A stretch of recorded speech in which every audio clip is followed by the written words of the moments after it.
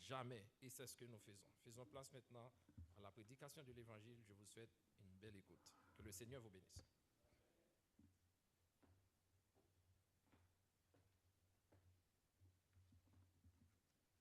Que la grâce et la paix de notre Seigneur Jésus-Christ soient avec vous. C'est le premier dimanche de l'an 2026 à tous et je vous souhaite la bienvenue au nom du Seigneur Jésus. Et nous avons aussi nos amis qui sont en ligne.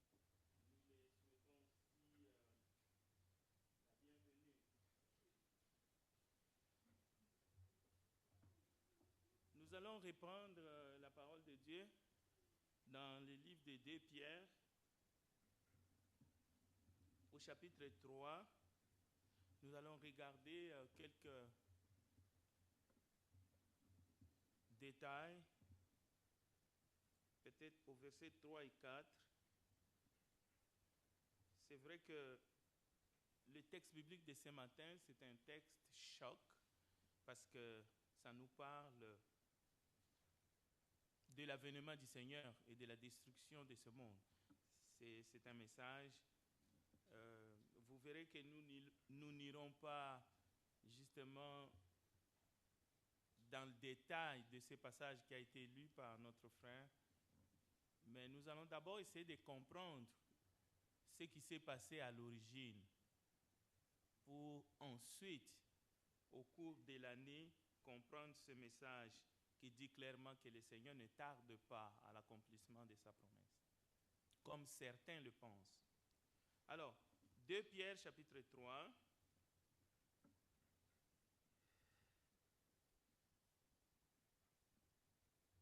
voici déjà bien-aimé la seconde lettre que je vous écris. Dans l'une et dans l'autre, je cherche à éveiller par des avertissements votre saine intelligence sur l'avènement du Seigneur. Et le verset 2, afin que vous vous souveniez des choses annoncées d'avance par les saints prophètes et du commandement du Seigneur et Sauveur enseigné par vos apôtres. Et le verset 3, sachant avant tout que dans les derniers jours, il viendra de moqueurs avec leurs railleries, marchant selon leurs propres convoitises et disant, où est la promesse de son avènement? Car depuis que les pères sont morts,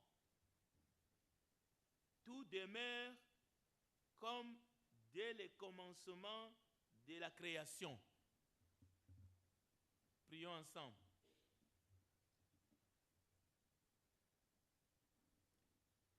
Nous te bénissons, grand Dieu des cieux, Créateur de toutes choses, les invisibles comme les visibles, trône, dignité, autorité, puissance, tout est à toi. Voici ton peuple réuni pour écouter ta parole. Nous avons besoin de ton esprit afin qu'il nous éclaire, afin qu'il nous ouvre l'intelligence pour comprendre le mystère caché de tous les temps. Christ en nous, l'espérance de la gloire. Bénis ces moments, fortifie ton peuple, remplis-nous par ton esprit. Au nom puissant de Jésus-Christ, nous avons ainsi prié. Amen.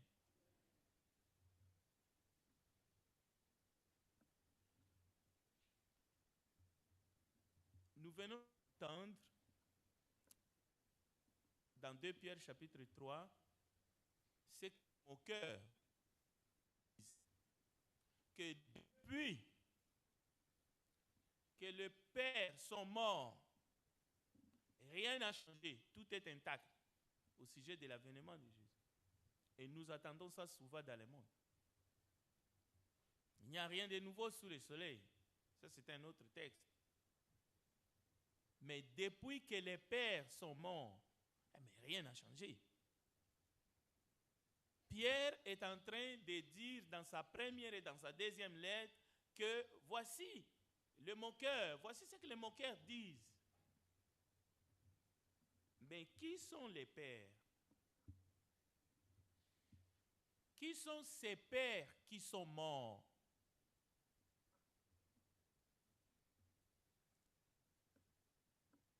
Ces pères qui sont morts, ce sont des patriarches.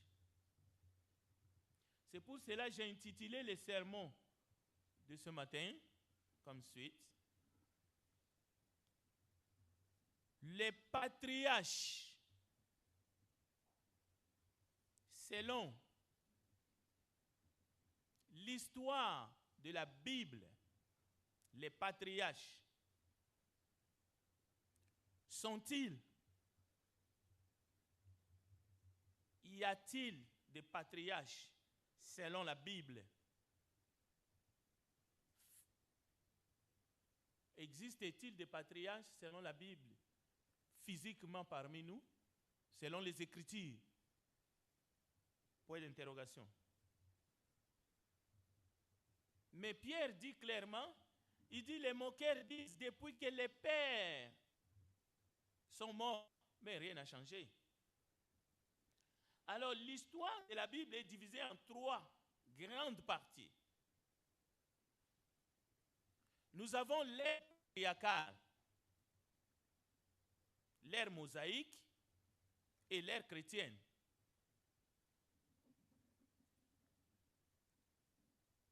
La définition de l'ère patriarcale dans la Bible, c'est l'ère de patriarche. Et cela remonte à plusieurs siècles avant Jésus-Christ. Pas après, mais avant. Selon l'histoire biblique, dans les livres de la Genèse, vous pouvez commencer même à partir du chapitre 1 jusqu'au chapitre 50. Mais plus précisément, l'histoire des patriarches dans la Bible, vous les trouverez entre les chapitres 12 de la Bible et les chapitres 50. Donc, le thème même du sermon, c'est une provocation.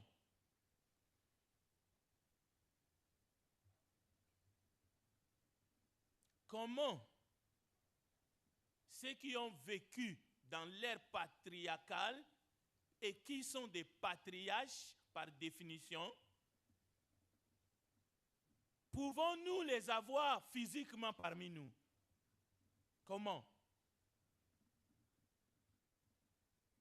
Quel âge auront-ils? Mais Pierre dit clairement dans 2 Pierre chapitre 3, depuis que les pères sont morts, donc ils sont morts. Cela veut dire qu'ils ne sont plus dans les patriarches. Mais ça ne veut pas dire qu'on ne parle pas d'eux. Les Écritures parlent des patriarches. Les Écritures parlent des prophètes. Les Écritures parlent des apôtres. Mais est-ce que ça veut dire que nous les avons physiquement parmi nous?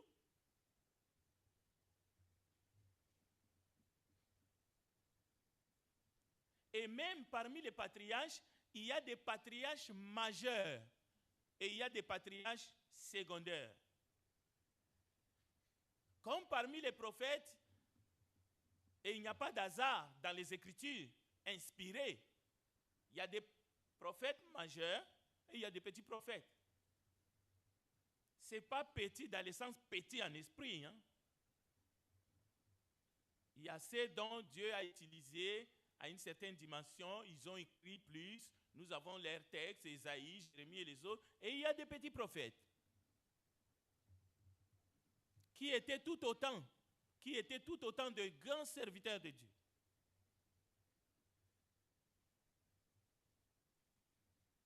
Les patriarches majeurs sont Abraham, Isaac et Jacob. Et parmi les patriarches secondaires, on cite Joseph et même Moïse. Mais pour savoir ce que cela veut dire, dans l'ère patriarcale, Dieu communiquait avec son peuple à travers le Père, qui sont des patriarches. C'est-à-dire, pour que Dieu passe le message à son peuple, il passait par les patriarches. Et ces patriarches, c'était des chefs de famille.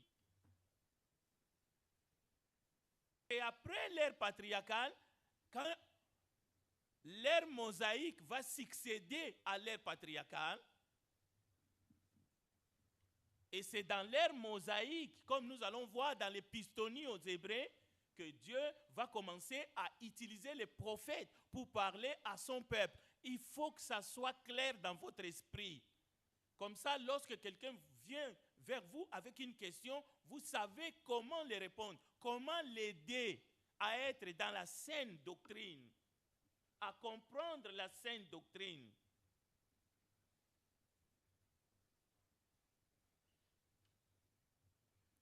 C'est dans l'ère patriarcale que le déluge a eu lieu.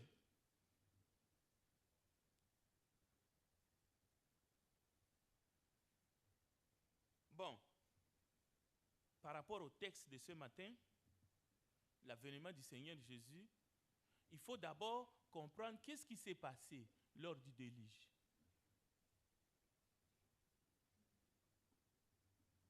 L'ère patriarcale fut inaugurée d'abord par la création, suivie par le jardin d'Éden, le sacrifice pour les péchés, la façon dont le monde s'est rempli de méchanceté.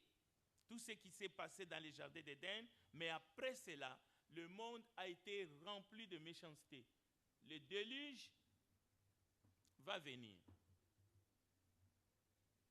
Avant même qu'on arrive à l'histoire d'Israël en Égypte, parce que ça fait partie, Joseph en Égypte, la naissance de Moïse et la délivrance du peuple d'Égypte.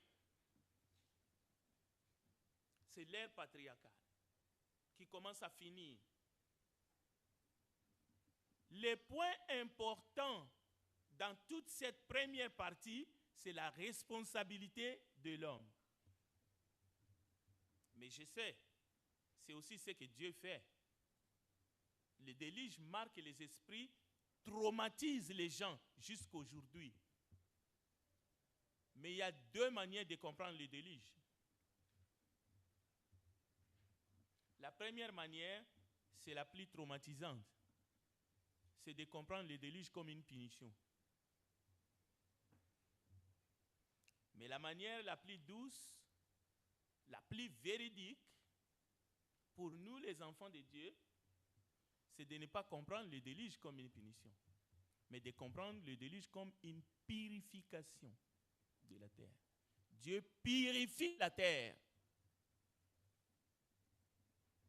Et chaque fois quand Dieu agit, c'est pour la bonne cause.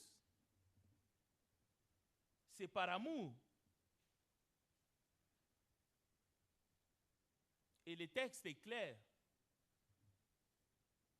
Dans l'Épître aux Galates, Paul dit clairement que l'Éternel purifia la terre. La purification. C'est la même chose lorsque Jésus prend le fouet dans le temple. Il y a deux manières de comprendre. Alors, vous pouvez comprendre ce qui se passe dans le temple comme une scène de violence. Il renverse les tables, il bouscule les gens. Mais il y a une autre façon, beaucoup plus spirituelle. C'est la purification du temple. Cette maison est une maison de prière. Vous en avez fait une caverne de voleurs. Donc,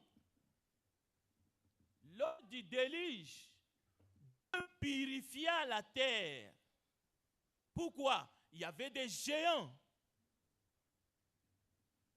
qui étaient des champions dans la méchanceté qui traumatisait les habitants de la terre. Ils pouvaient prendre un bébé comme ça et fracasser la tête contre un arbre ou je ne sais pas. C'était même des cannibales. Parce qu'il y a eu union entre le Fils de Dieu et les filles des hommes. Et ça a créé de monstres, mais dans le mal, de géants qui étaient très méchants. Alors la violence avait atteint des sommets. Dieu a dit non, il faut que je libère la terre. Il faut que je purifie la terre. Alors nous allons mieux comprendre lors de l'avènement de Jésus ce qui va se passer. Quand la parole de Dieu dit que ce monde va passer en fracas, nous allons comprendre.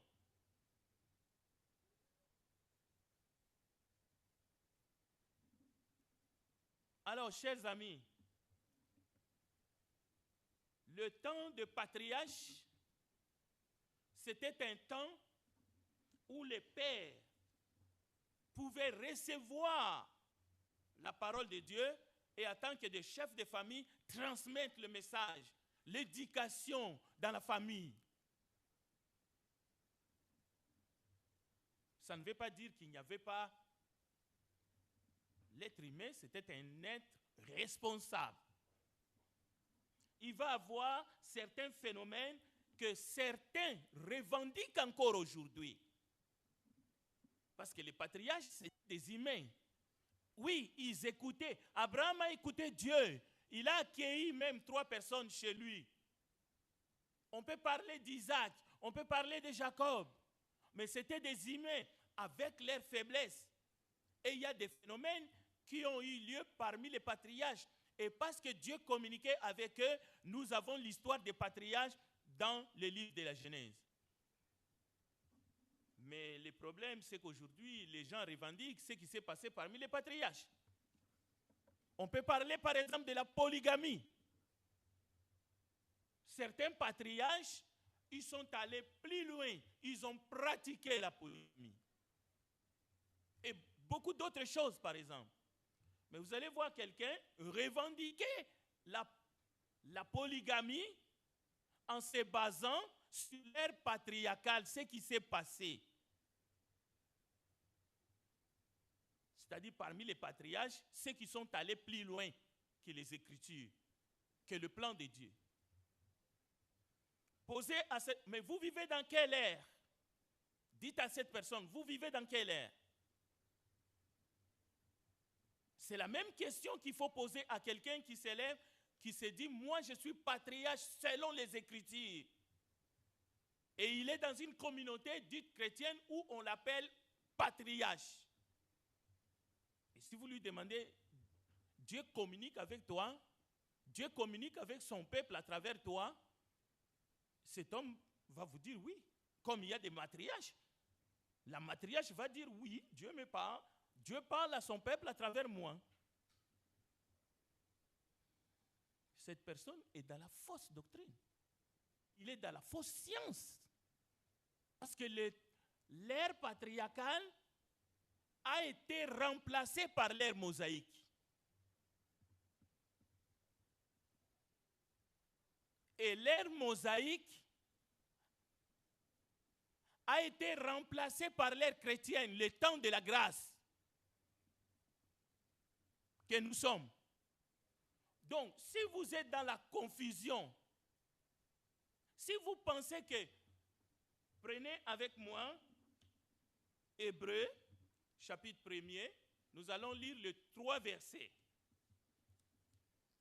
L'épistolie aux Hébreux, chapitre 1.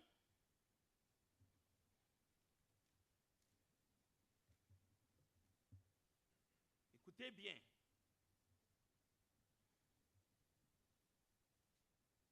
Après avoir autrefois, à plusieurs reprises et de plusieurs manières, parlé à nos pères par les prophètes. Arrêtons-nous ici. après avoir autrefois à plusieurs reprises et de plusieurs manières parlé à nos pères par les prophètes, cela veut dire dans l'ère mosaïque, alors que dans l'ère patriarcale, Dieu parlait directement au patriarche. Dieu a parlé à Abraham en tant que fondateur, père du peuple hébreu. Dieu a parlé à Jacob et on peut même remonter. Dieu parlait directement à Adam dans le jardin d'Éden. Dieu parlait à Noé. Noé, en tant que prédicateur de la justice, ce que Dieu lui disait, il communiquait directement au peuple. Mais après cette ère-là, Dieu, parce qu'il est Dieu, il a commencé à utiliser des prophètes. C'est de cela qu'il s'agit ici. Maintenant, Dieu a commencé à parler au peuple, à nos pères, mais en utilisant les prophètes. Maintenant, le verset 2. Dans ces derniers temps, cela veut dire dans l'ère chrétienne, dans le temps de la grâce, dans l'église de Jésus-Christ,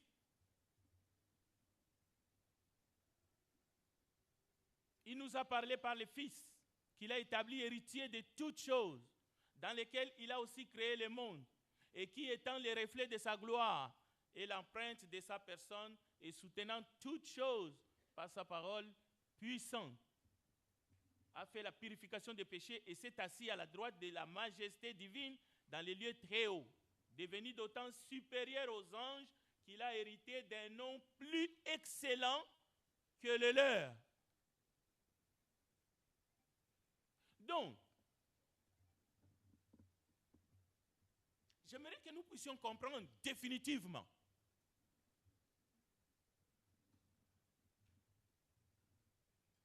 lorsque l'Église est établie sur la terre, le jour de la Pentecôte, il n'y a aucun patriarche sur la terre. Ils sont morts. Ce n'est pas compliqué. Mais les apôtres sont là. Et la Bible dit que les apôtres font partie des fondements de l'Église. Donc Christ est la pierre angulaire. Mais le travail que Dieu a fait avec les patriarches, dans l'histoire, nous pouvons aller regarder, nous pouvons consulter, nous pouvons voir comment Dieu a marché avec eux. Nous pouvons même voir leurs écarts. Lorsqu'Abraham va avoir un enfant avec Agar, par exemple, c'est un patriarche. Est-ce que parce qu'un patriarche a eu un enfant avec une servante, une esclave, donc aujourd'hui toi tu te lèves, tu veux faire un enfant avec la bonne? Voici la manière de tordre les Écritures et d'essayer de les enseigner et d'enseigner, d'abrutir les gens. Oh, Jacob avait combien de femmes? Ainsi de suite. Regardez les 12 tribus d'Israël. Donc, parce que Jacob a fait un enfant avec Léa, avec Rachel, avec la petite sœur de Léa et la petite sœur parce que c'était les enfants de la même famille. Donc, tu te lèves là où tu es, je vais épouser la grande sœur et la petite sœur. C'est dans la Bible. Mais tu lis la Bible à l'envers, tu es un sorcier. Moi, je vais épouser les deux jumelles. C'est dans la Bible. Mais quelle Bible tu lis? Tu vis dans quelle ère?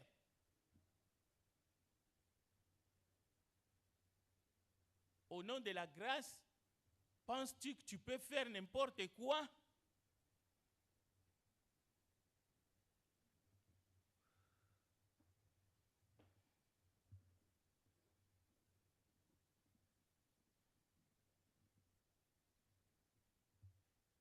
La parole de Dieu nous enseigne.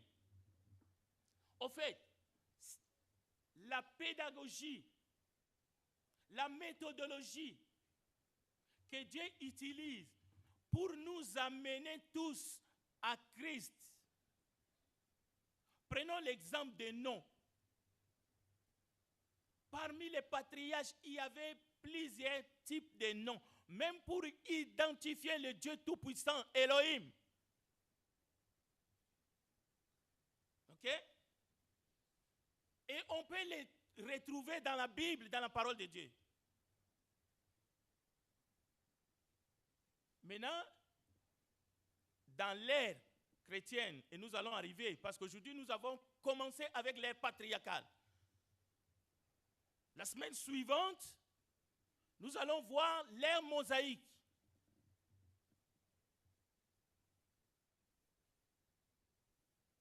Et nous arriverons à l'ère de la grâce, à l'ère chrétienne. Maintenant, Jésus-Christ est venu. Il est venu avec la grâce et la vérité pour nous faire connaître le véritable.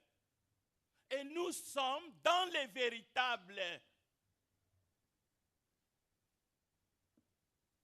Et Dieu est le même, hier, aujourd'hui et éternellement. Mais le Dieu qui est le même, mais il se révèle. Maintenant, toi, tu veux laisser la révélation, tu veux qu'on adore comme dans l'ère patriarcale. Tu veux qu'on évoque Dieu comme les patriarches faisaient. Non, ça ne marche pas. C'est débile. Parce que Dieu nous a donné le nom qui est au-dessus de tous les noms. Ce nom, c'est le nom de Jésus-Christ. Et nous devons faire toutes choses au nom de Jésus. Nous devons l'invoquer, nous devons l'adorer, nous devons chanter son nom. C'est le nom qui sauve, c'est le nom qui guérit, c'est le nom qui nous délivre de nos péchés. Et nous sommes en 2026. Mais vous allez trouver des gens, au fait, ils se mélangent les pinceaux.